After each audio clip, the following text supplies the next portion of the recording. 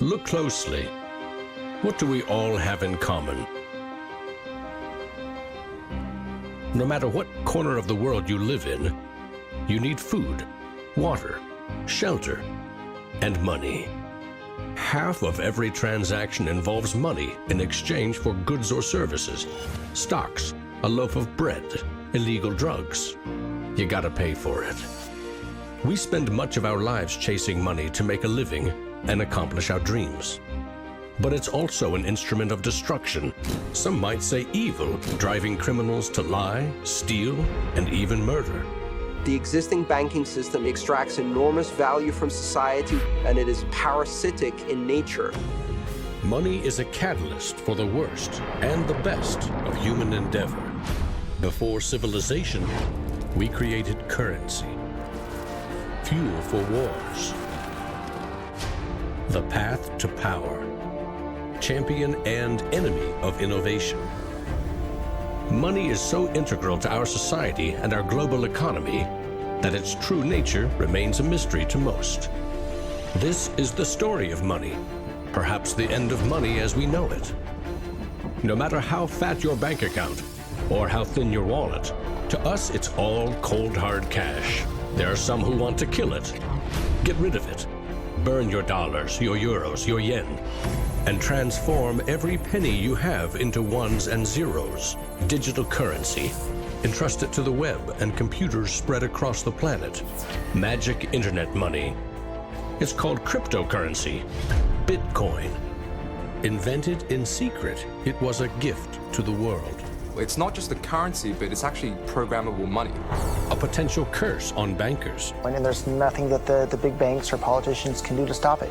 Breaking every government's grip on money supply. What the internet did for information, Bitcoin is doing for money. Could it be the new gold? No, you have to really stretch your imagination to infer what the intrinsic value of Bitcoin is. Regulators, the Federal Reserve, the banking system, at least understand this is a thing that they have to take seriously. This is going to change the economic culture. Bitcoin could be a microeconomic miracle worker, and it could be a macroeconomic wrecking ball.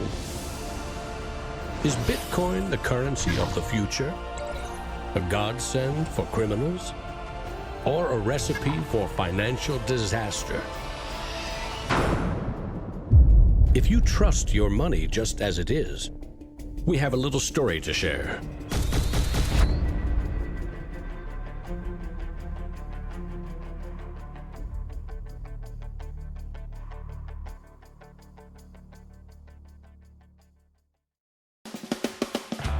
Once upon a time, there was a big party with everyone standing around the punch bowl, drunk. Politicians credited the strong economy to their wise decisions. Businesses jumped into new profitable markets, ignoring risk. In fact, the experts said there was no risk. Then, troubling market data from minor countries spooked the markets. Rumors spread. More bad news rattled housing prices at the heart of the financial world. A major bank went insolvent. Investors and businesses made a run on the other banks, demanding their cash deposits. The largest financial institutions in the center of the modern world were frozen. Assets were seized. Banks foreclosed. A credit crunch threatened the entire world economy. And then, finally, the government stepped in. The largest bank bailout ever. Swift action by the head of state had saved the day. Remember that? No, you don't. It happened 2,000 years ago. Rome, 33 AD. Ground zero for the first recorded liquidity crisis and government bailout in history. The largest empire the world had ever seen was brought to its knees by a banking disaster. Emperor Tiberius used money from the national treasury to bail out the country's troubled banks and companies. History may not repeat itself, but it certainly rhymes. Badly. People in power and their money have always been at the very center of it.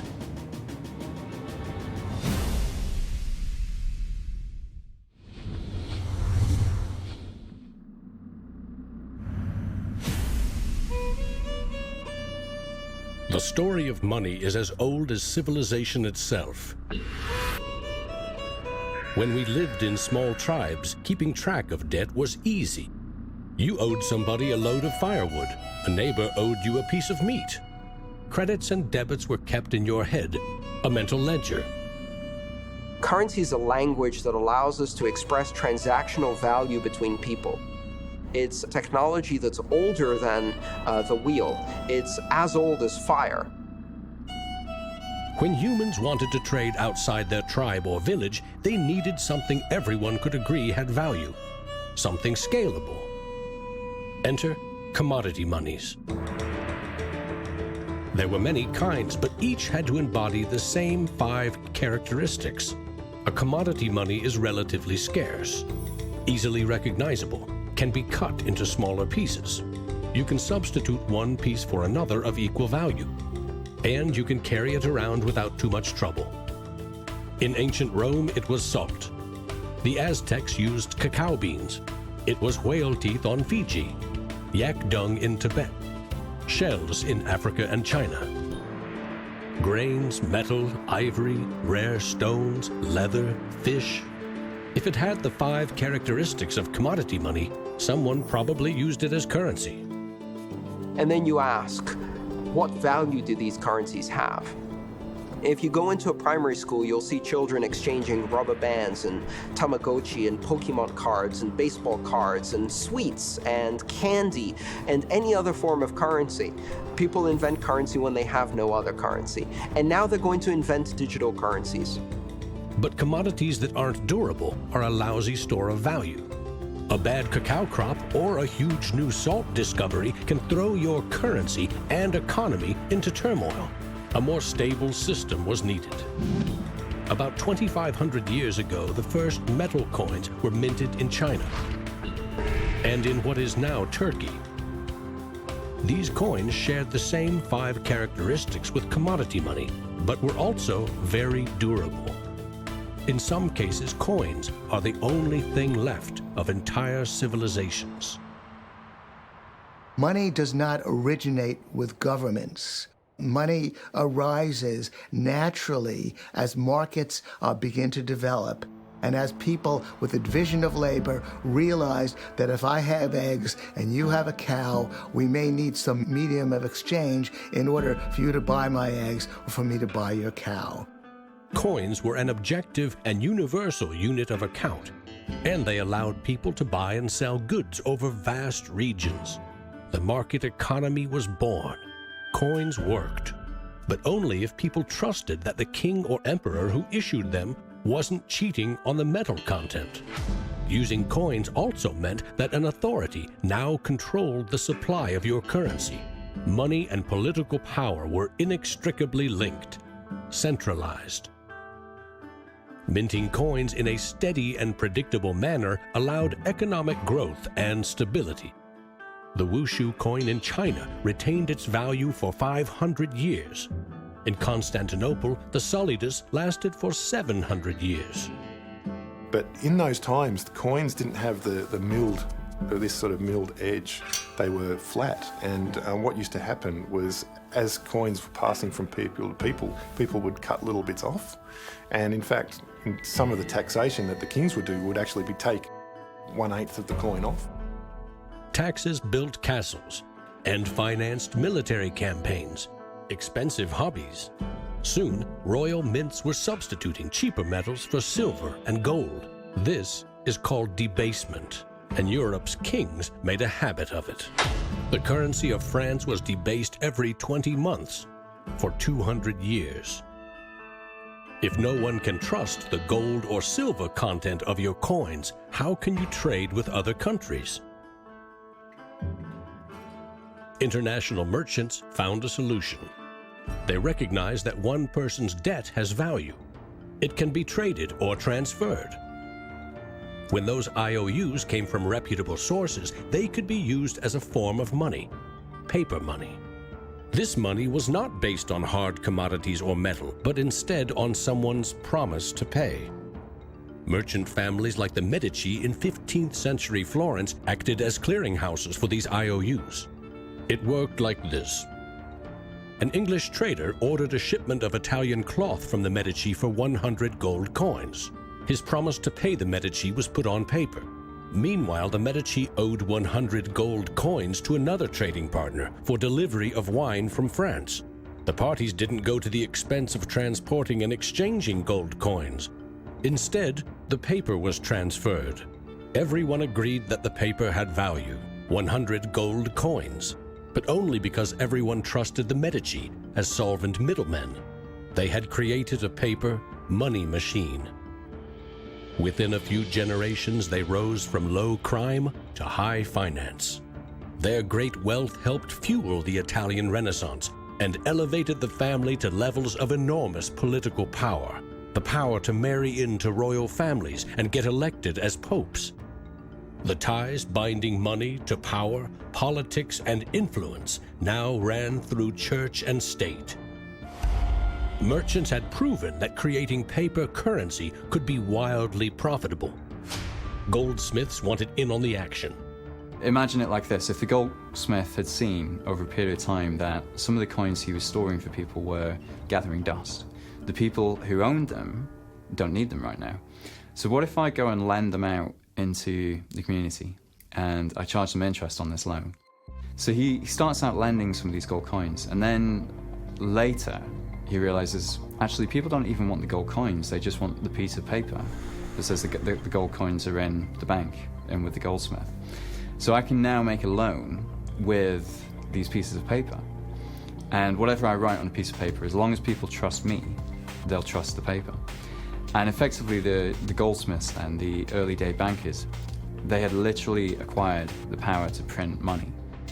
More and more private paper money from merchants and banks circulated and began to rival the crown's coins. The power inherent in controlling and issuing money began slipping away from the rulers. They couldn't tax or debase this new kind of money, but they had bigger ambitions than ever with trading posts, colonies, and empires that now stretched across the globe.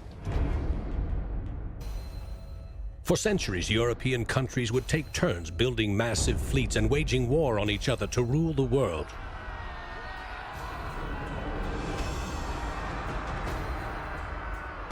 Government wanted to take the people's money in order to finance its wars. That's essentially the history of money. Money and warfare go together. War is expensive. 1 year's income taxes simply aren't enough. Kings and queens had to borrow money against future taxes. They needed a groundbreaking financial innovation: government bonds.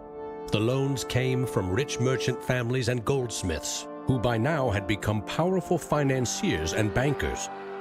Sovereign debt and deficit spending had been born.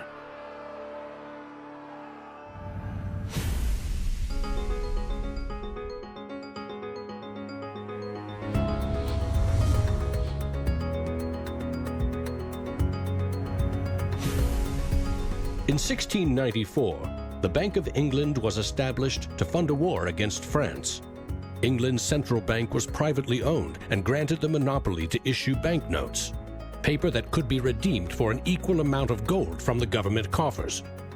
The central bank soon also managed the entire debt of the crown. Money has been a tool of sovereignty for centuries. Being able to issue currency gave you the power, but it also gave the value to that monetary supply by backing it with a force of state, with essentially the debt of state. When the U.S. won independence from Britain, the first article of the new Constitution gave Congress the exclusive right to coin money. This currency's value was tied to gold in government vaults. From 1781 until the Panic of 1907, the financial system of the U.S. was an economic petri dish. Brief central banks, state banks, private currency, government currency, depressions, strong growth, recessions, regular boom and bust cycles. The long term, as far as capital is concerned, people want predictability. People want stability. From the back of that, they can plan. Now, it's very hard to plan in the long term with such a level of volatility. In 1913, bankers and politicians decided that it was in the country's best interest, and theirs, to have a permanent central bank. They created the Federal Reserve. Among its jobs, expand or contract the supply of a single national currency, the Federal Reserve note. The dollar was tied to gold, and strategic control of it would avoid booms that lead to busts. At least that was the plan. Then came 1929.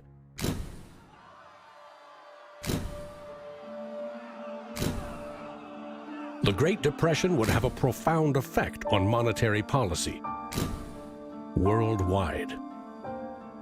I shall ask the Congress for the one remaining instrument to meet the crisis: broad executive power. Soon, the Fed had printed nearly all the money it legally could to pump life back into the economy.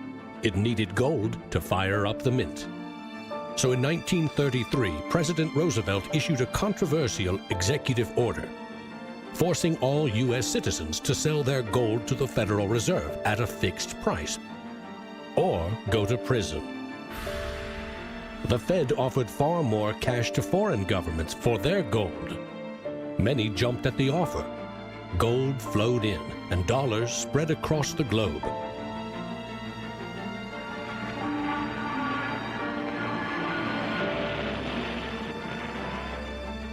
World War II devastated nearly every major economy, except the United States.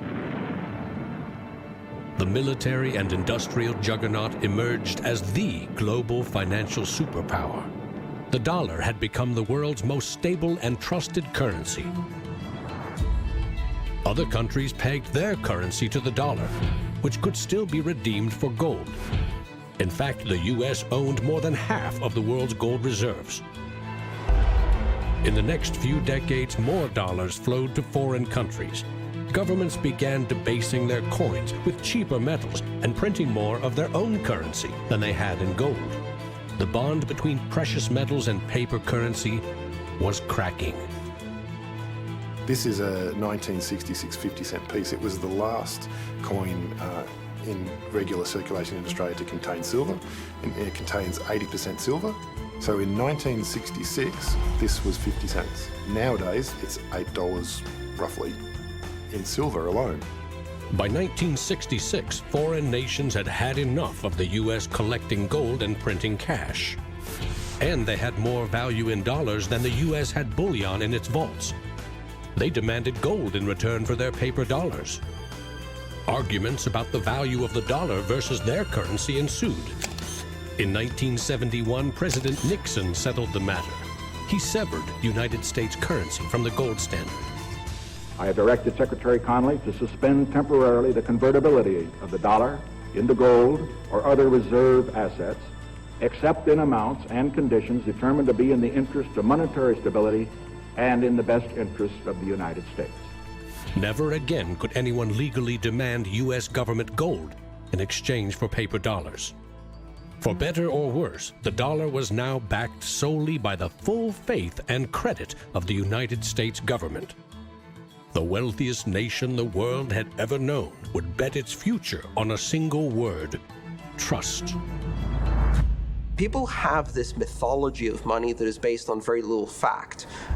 And one of the nice things about Bitcoin is that it forces people to start to ask questions about the fundamentals of money.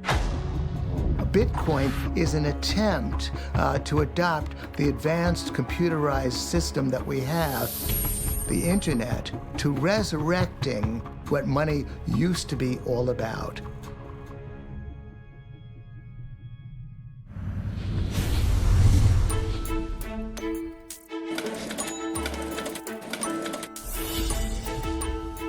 I think our dollar policies, our monetary policies, our fiscal policies have absolutely created a nation of debtors. Not just personal debt, not just corporate debt, but government debt. I mean, you have to look at those all together as one big thing. What is the wealth of the nation? Well, the wealth of the nation is a gigantic hole of money that we owe to the rest of the world that is never going to be paid back. Today, the United States pays more than $400 billion in interest to its creditors every year. When a government spends more money than it collects in taxes, it simply borrows more, or it creates more. At one time, every piece of paper money was backed by gold. Remember, for every $20 bill, there was $20 worth of gold in a government vault. Not anymore. Today, governments create currency by first creating bonds or treasury bills. These bonds are sold in the market, generating funds for the government that issued them. Large banks buy U.S. bonds to flip them, selling them to the Federal Reserve at a profit. This is the magic money machine. You see, the Fed is America's central bank, but it doesn't have any money. No cash on its balance sheets. When a bank buys a bond and takes it to the Federal Reserve, the Fed simply says, "Thank you, Mr. Banker. Here's the principal and some profit." New money isn't exchanged. It simply appears on the bank's accounts. Magic. For 100 years and counting, the precise mechanisms of these bond purchases have remained a secret. Here's where it gets really interesting. The Federal Reserve is not a government agency. It's a private entity, and its shareholders are banks which earn a dividend. As much as $80 billion per year total are paid out to some of the very same banks that sell the government debt to the Fed. Which banks? Don't even bother asking. That's also a secret.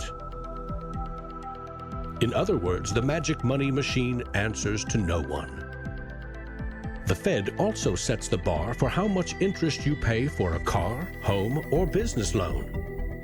The Federal Reserve has been given the impossible task of trying to run the credit and monetary system as though we are the Soviet Union. It's the central planner for the key aspect of capitalism, which is how money and credit is allocated.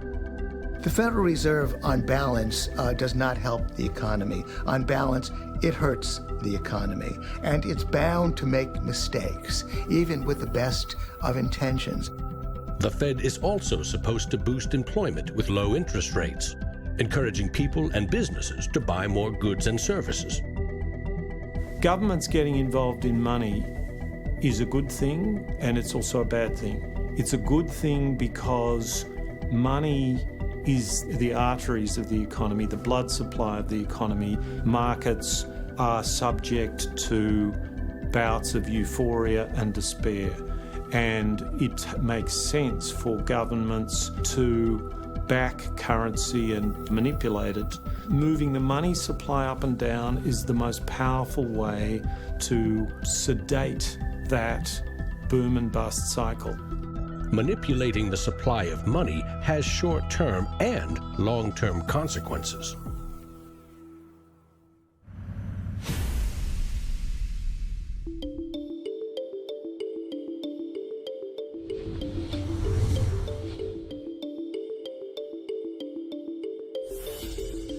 Central banks aim to create new money carefully, strategically, and very, very slowly. Releasing more money into the economy causes prices to rise, ideally by 2% every year. That's supposed to foster economic growth. But 2% inflation means the buying power of one cash dollar in your pocket today will be 98 cents next year, and less nearly every year to come.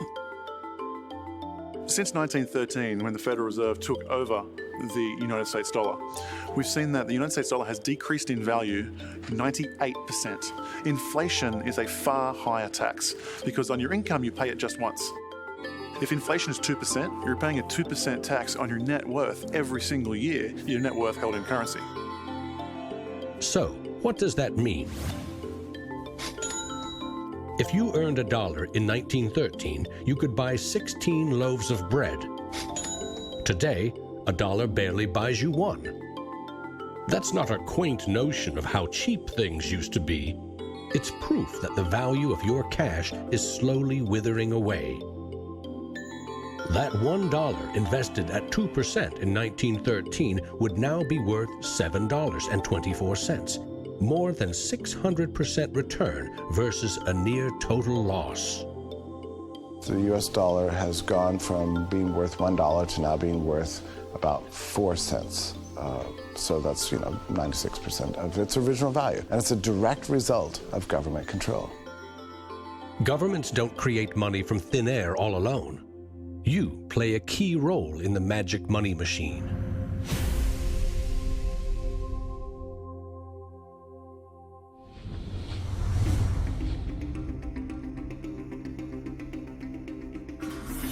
It's not really the central banks that are the problem.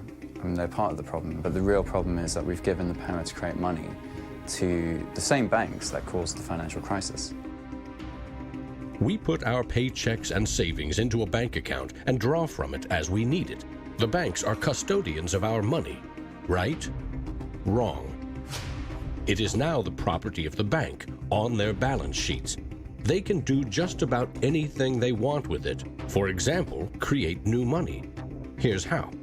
Your bank account shows $100, but the bank only holds $3 and loans $97 to Bob to buy something. In the bank's computers, you still have $100 in your account, but Bob now has $97 of new virtual money in his account, just digits on a computer screen. There's no cash, no gold, or anything else backing up the new numbers in Bob's account. Just his promise to pay it back. This is new money created as debt. When those $97 are spent, say in a shop, the shop owner deposits into another bank, and it is lent out again, and again, and again. And each of these people have numbers in their accounts showing that they own this money. So your original $100 has multiplied. Now there are over $3,300 in the system. This process of loaning out far more money than a bank actually has as cash on hand is called fractional reserve banking. In the UK, 97% of the money that exists is just numbers in a computer system, and those numbers are created by the banks. Banks earn untold billions in interest every year by creating and lending virtual money. What's more, banks don't even need your deposit to create new money. If they consider someone credit-worthy for a loan, they can put new magic money into his or her account and start charging interest.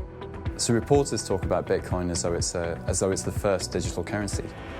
But actually we use digital currency every time you make a transaction through internet banking or through your bank card. Actually, it's not even just digital currency, it's digital currency that is created by the banks, essentially out of nothing. In other words, all new money is debt. This is the part of money creation that isn't taught in economics class. Money in paychecks, bank accounts, 401ks, that loan to Bob, credit card debt, your home loan, all began life as virtual money created by the banks. The entire system is based on trust. Trust in the bank's solvency. Trust in the debtor's ability to repay their debt. If all bank customers demanded just 3% of their deposits right now in cash, this run on the banks would reveal the truth. Almost none of that paper currency you think is in your bank account exists. It never did. Remember the drunken party? Our financial crisis had everything to do with virtual dollars. Too many people with very little income borrowed a lot of money they could never repay. But the banks didn't care. They didn't have to. They quickly made and sold shaky loans to someone else for a profit. And I got them all approved. Hey! Apply now. Selling bad loans was a good business until the whole thing blew up in a global financial crisis.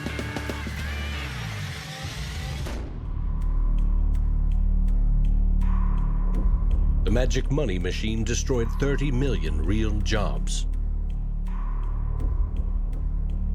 The United States alone lost $16 trillion in household wealth, and the banks foreclosed on more than 1 million homes.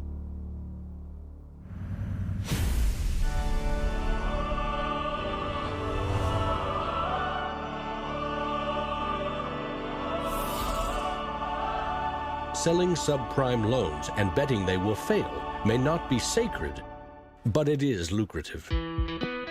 As much as 1/4 of our best and brightest are being lured by the siren call of the money machine. Instead of science, engineering, or medicine, they chose a career betting with other people's money. To get rich quick, very rich. And sometimes they take shortcuts. Getting by on a nickel and a dime. Money has a funny way of bringing us down. They say it makes the world go round and around. My ancestors in Greece talked about the corrupting influence of power. And nothing has changed in these 3,000 years. When you give control over massive amounts of money to a few individuals, they will take advantage of that control.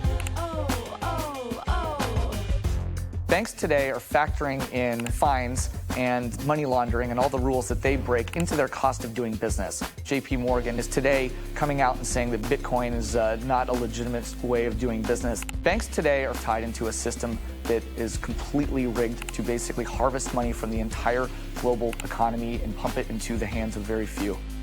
Don't get consumed by the greed. The existing banking system is cozy, it's captured the regulators, it extracts enormous value from society without delivering anything in return, and it is parasitic in nature.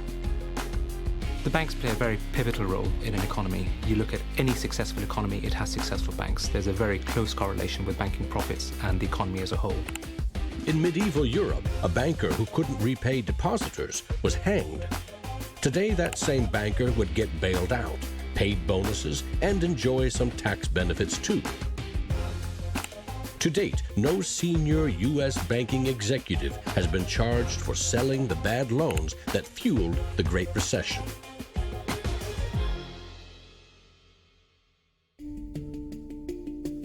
In December 2014, just 6 years after the last banking crisis brought the world to its knees, a congressman snuck a last-minute provision written by Citigroup into a crucial funding bill. The provision allows the largest U.S. banks to once again make risky derivatives bets with bank deposits. But no need to worry. If the banks implode again, lost deposits must be paid back by U.S. taxpayers.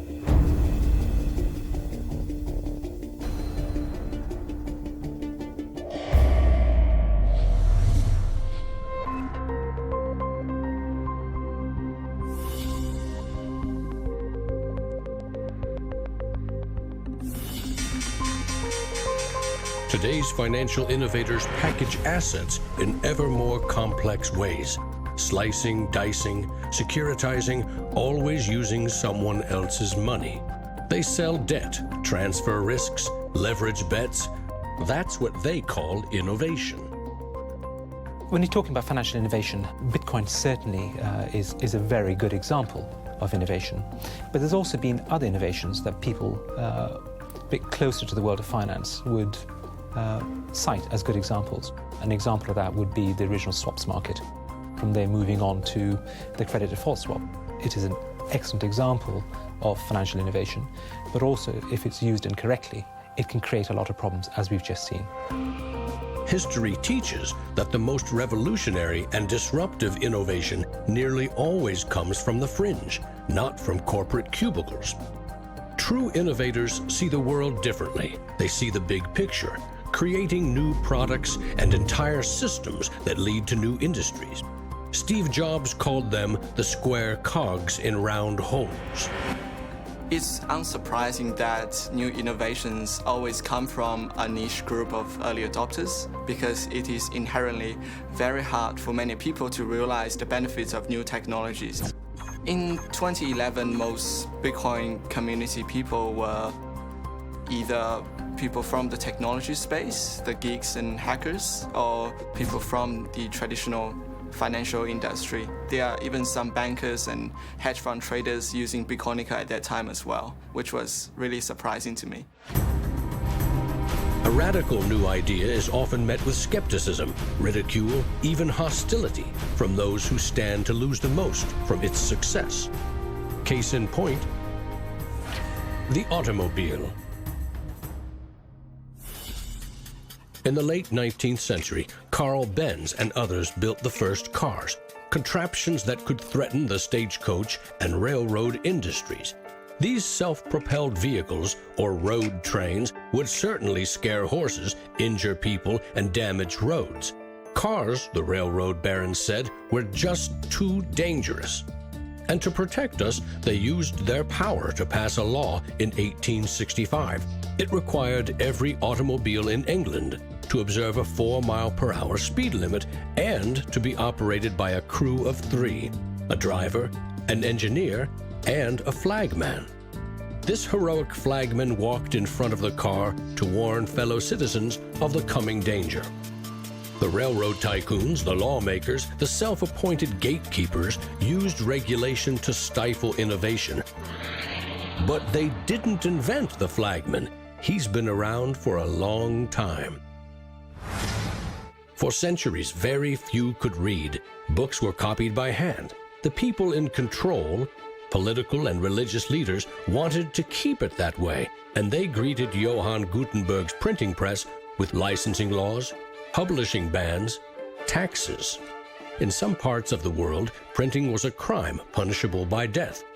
After all, they were just protecting us from dangerous ideas.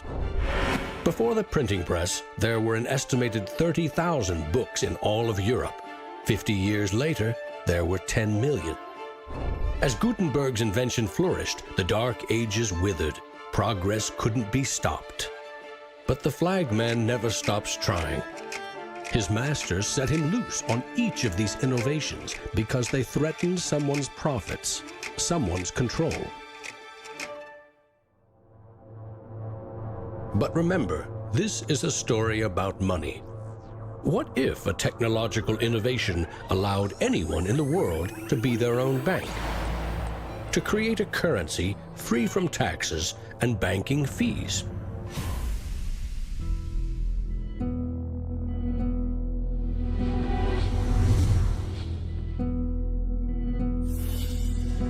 The U.S. Constitution forbids citizens from printing or minting their own currency, competing with or undercutting reliance on the U.S. dollar. In 1998, Bernard von Nothaus decided to test the resolve of the federal government. The Liberty Dollar was available in gold, silver, platinum, and copper. It was available in 3 forms, both in specie, in other words, gold and silver, in paper, as warehouse receipts, and in digital form. Obviously, the government didn't like it. They arrested me and convicted me of counterfeiting, fraud, and conspiracy, and I'm currently awaiting 22 years sentence in federal prison. Lesson learned. At a hackers convention in the Netherlands, there was a young hacker there who used the alias of Satoshi Nakamoto. And he talked to a friend of mine, and he identified the Liberty Dollar and me as inspiring him to create a new currency.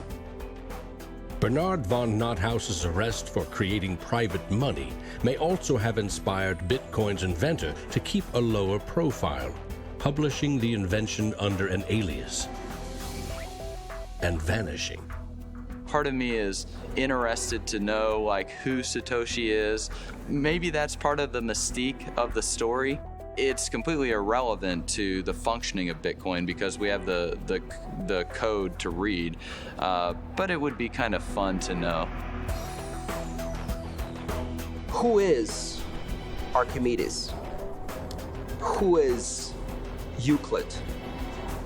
We don't know. We don't know if Euclid was one person or multiple people. And you know what? It doesn't matter. Euclidean geometry works whether I know who Euclid was or not, whether Euclid was a moral and good person or whether he was a corrupt plutocrat and a bastard. Science and mathematics have essential truth that stands alone, irrespective of its inventors and irrespective of their motives. Well, Bitcoin is a system based on mathematical truths, and these mathematical truths stand alone. We can read the source code in Bitcoin and understand it, and it will be true whether Satoshi Nakamoto is a man, a woman, a collection of individuals, a government agency, or aliens from the future. Bitcoin is digital currency and computer software. Capital B Bitcoin is the shared code that creates a global payment network using computers connected to the internet. Bitcoins are virtual currency, digital money created, stored, and exchanged on that network. But unlike virtual dollars created by a banker, this new currency was created with math by an anonymous inventor. Bitcoin is an open-source software protocol like much of the code supporting the internet and email. Open source means anyone, everyone, can use the protocol. No one person or company can control it. Every change to the software is public, open, and transparent. The code was first developed by Satoshi. Then there were dozens, now hundreds, of programmers constantly collaborating to improve Bitcoin's features and security. So what makes Bitcoin a breakthrough? It tackles an ancient human dilemma and solves a computer science problem. Any shared information or data can be flawed, corrupted. Anything can be faked. How do we know that what we're receiving can be trusted? In our traditional mindset, it's very important to know who is behind this currency because their reputation is significant in knowing that our funds and the true wealth is actually safe. In finance, we rely on trusted third parties like banks, credit card companies, remittance services. They keep track of money as it moves from one account to another, and they charge us handsomely for it. We trust that their digital ledgers of credits and debits balance. A financial system that cuts out these middlemen could be faster, cheaper, and more secure. But Bitcoin is digital. Music and movies are easily pirated, copied, stolen. How can a digital currency retain value if anyone can make 1 million copies? The answer is at the core of Satoshi's invention. A Bitcoin is not a file on a computer. It's an entry in the publicly distributed database called the blockchain. Just as the Medici kept a ledger of credits and debits, today's banks record each transaction as a plus and minus in their ledgers. Now we call them databases. Bank accounts are replaced by a digital wallet that you alone control. Bitcoin's ledger is the blockchain, a record of every Bitcoin in existence and every Bitcoin transaction ever made. It always balances because no Bitcoin ever leaves it. When a Bitcoin is sent from one digital wallet to another, what they are really sending is control over that part of the database. Code that is a unique key for the new owner. As the network processes transactions, it constantly synchronizes the one ledger across the global network. Each computer or Bitcoin miner has a complete and identical copy. And because the blockchain is public, it cannot be controlled by any one person or computer. Owners of the Bitcoin mining computers are rewarded with new Bitcoins for processing transactions and keeping the network secure.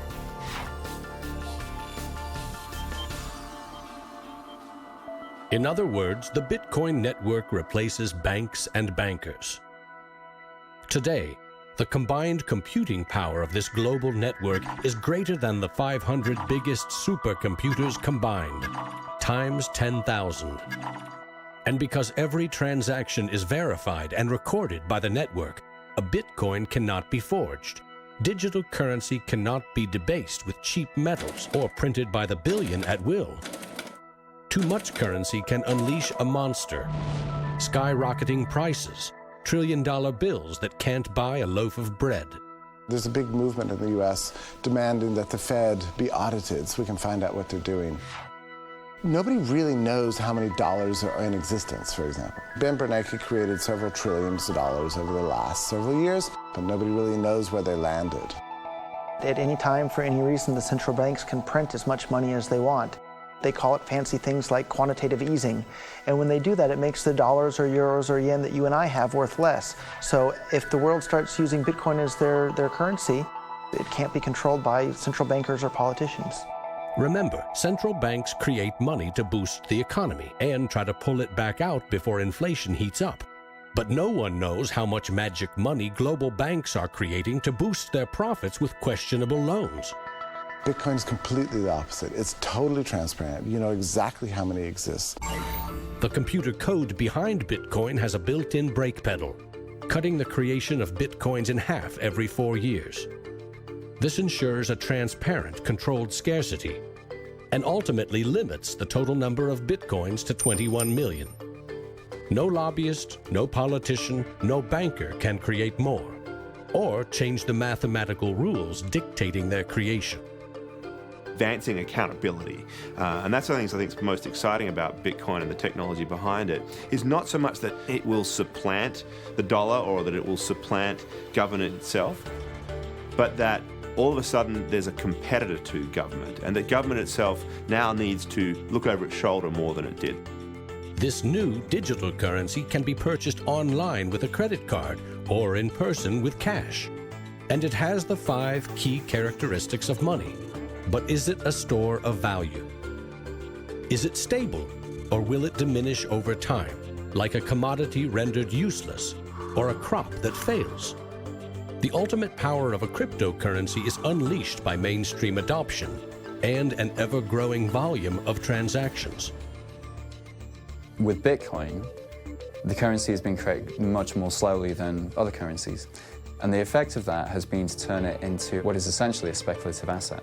If you ask a lot of Bitcoin enthusiasts whether they're spending the currency, they're not. They're sitting on it and waiting for the price to go up.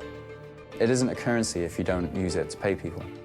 The point is, the average person is quite happy to walk into a bar and hand over, a $5 note in order to get a drink. So you've got to realize that most people are happy with the money system they have. If most people are happy with cash, they're in love with plastic. In the US, 2/3 of in-person sales are done with debit or credit cards. That plastic is a 60-year-old technology, created by a middleman, never designed for the internet. Each transaction requires personal data, like your name and address. Credit card databases are regularly hacked, with fraudulent purchases charged to your account. Criminals buy and sell stolen credit cards by the thousands in dark corners of the internet. In some parts of London, 1/3 of all online credit card transactions are fraudulent. Card issuers don't hold you responsible for fraud, but protection comes with a price. 2 to 4% in fees. That's $50 billion a year. The issue with credit cards from a merchant's perspective is there's a lot of risk. If they take a credit card, there might be a chargeback, there might be fraudulent purchases. In fact, there's hundreds of billions of dollars every year in fraudulent purchases. A Bitcoin purchase is done for pennies, but there are no protections. If you lose your passwords or are fooled into paying the wrong person, you can never get your money back. It is like digital cash. For a seller, this means no chargeback risks. For an e-commerce company like Expedia or Overstock, cutting credit card fees can double their profit margin. You could not miss the point more effectively than by thinking of Bitcoin as a currency and payment network that will make shopping easier for the first world. Bitcoin is about everything else, everywhere else. There are 2.5 billion people without a bank account. With Bitcoin, a mobile phone with an internet connection is now a bank with access to the global marketplace. What happens when Bitcoin services and infrastructure and Bitcoin wallets and payment processors start going into these countries? These people will be able to gain benefits from trade where they could not previously. These people will be able to send money home, international remittance, which is one of the major pain points of the current financial system. Yeah, if I send $100, with banks it's going to cost me 20%, Western Union is going to cost 10%, other options that are competing with Western Union is still going to be about 5%. And if you are sending to really remote areas, it's going to be anywhere between 15 and 30%.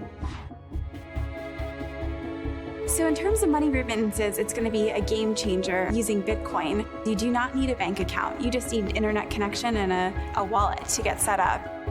It's a tool to give people an access into the global ecosystem and give them a promise for an economic future, and specifically provide a way for them to not be dependent on a government that could shut down their bank accounts or even could go into their bank accounts and take out finances. Goldman Sachs came out with a report and they basically looked at if you were to replace all transactions globally, so FX, bank-to-bank transactions, with the Bitcoin protocol, and still charging 1%, mind you, it would save the global economy $200 billion, so not million, $200 billion a year in saved transaction costs, which ultimately goes back into the hands of the consumer. An international wire transfer can take up to 4 days. Yet the internet allows us to instantly and globally share text, pictures, videos, anything digital. Why not money? Money which we now know only exists as digits in a bank's database. Wouldn't it be great if you could send Bitcoin transactions just simply via tweet? For example, you would say at the end of money, $1 worth of Bitcoin. And so we built just that. All you have to do is hashtag it with Tippercoin, press send, and our Twitter bot will process the transactions, notify you, and give you a link. And this will allow you to either withdraw your Bitcoins or send it to someone else. With Bitcoin, you can send $1 or $1 million worth of value anywhere in the world. You can do it for free, or you pay the Bitcoin network fee, which is still just around a penny. And there's nothing that the big banks or politicians can do to stop it. A cryptocurrency that can only be created and transferred with computer networks may be the next step of the digital revolution. The rise of machines, self-driving cars, drones, robots that rely less and less on humans. What I often think is that the future of Bitcoin or digital currency from a broader perspective is really about machine-to-machine payments. So by the time you have an unmanned taxi driving you around New York and then going to power up at an unmanned power station or going to get repairs at an unmanned auto shop, you'll see the machine-to-machine payments done with some sort of digital currency.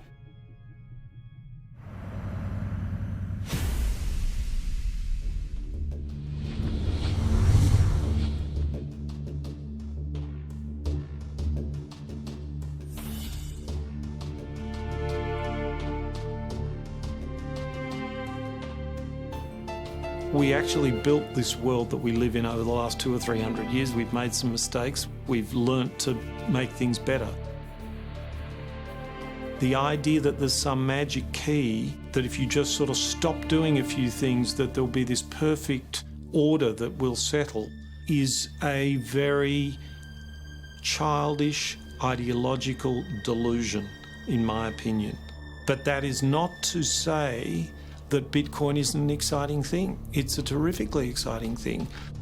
But we have to try and engage with it with working minds, not with magical thinking. People are suggesting that it's going to be another world currency, rivaling the dollar or the euro or the yen. I think that's not going to happen. I prefer to trust the banks or the central government compared to the Bitcoin is because someone's accountable. Whereas with the Bitcoin, it's completely deregulated. There's no central control. There's no one held accountable. It is a free float. It's purely demand and supply driven. Mr. Williams? So clearly this is not a currency. Currencies don't behave like this. But what this is a high-risk speculative commodity. So for the entrepreneurs, the bankers, the governments, and everyone else studying and watching Bitcoin, all I have to say is that there will probably be a lot of volatility and an upward trajectory, and to buckle up.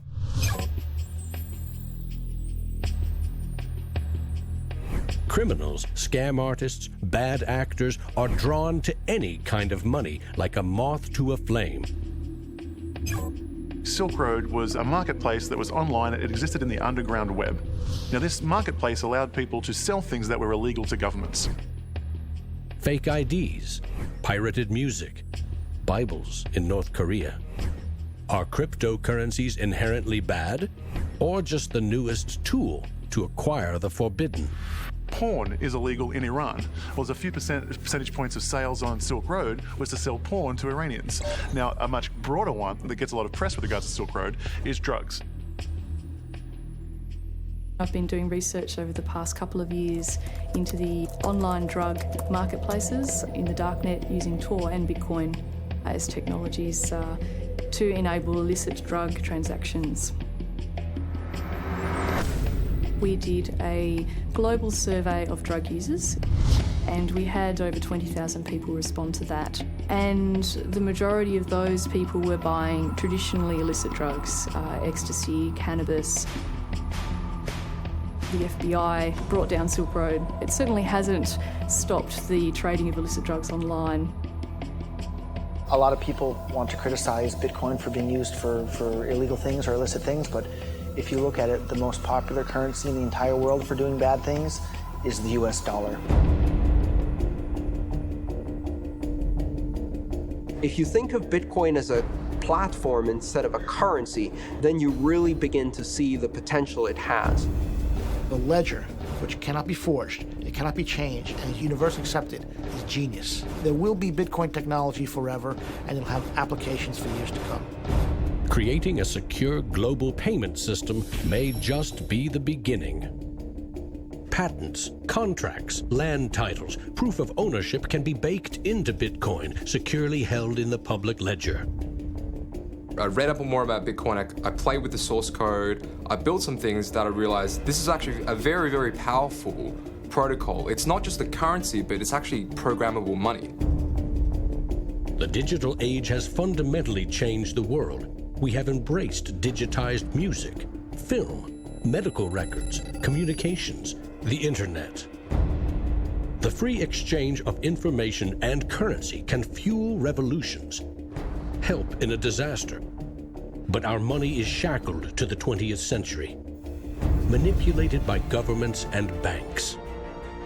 The champions of Bitcoin ask us to imagine payments without a middleman, investments without a broker, loans without a bank, insurance without an underwriter, charity without a trustee, escrow without an agent, betting without a bookie, record-keeping without an accountant, global, secure, nearly instant, and free.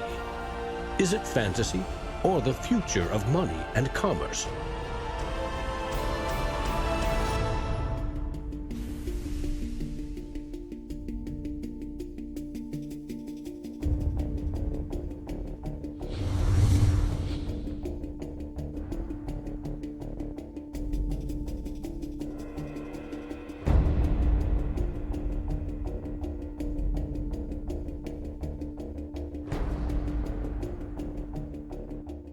I love Bitcoins. I'm really into Bitcoin. Well, Satoshi Nakamoto, that's a name I love to say. And we don't know much about him, but he came to save the day. If you don't know what a Bitcoin is, right, usually the way people describe it is digital cash. It's money for the internet. Oh, Bitcoin, as you're going into the old blockchain. Oh, Bitcoin, I know you're going to rain, gonna rain. People are like, oh, I love my bank. I'm like, really? You ask a banker, you know what's 2 + 2? He's like, well, I can tell you, but there's a fee. Down the road it will be told about the death of old Mt. Gox, about traders trading altar coins and miners mining blocks. Now, Bitcoin is a new technology. I like to say it's banking light. All of the convenience, none of the evil. Oh, Bitcoin, as you're going into the old blockchain. Oh, Bitcoin, I know you're going to rain, till everybody knows, You know, when I go online and I buy, like, I don't know, a pair of socks, if I pay with a credit card, I'm just buying socks, right? If I buy those socks with Bitcoin, it's a revolution. I am sticking it to the man.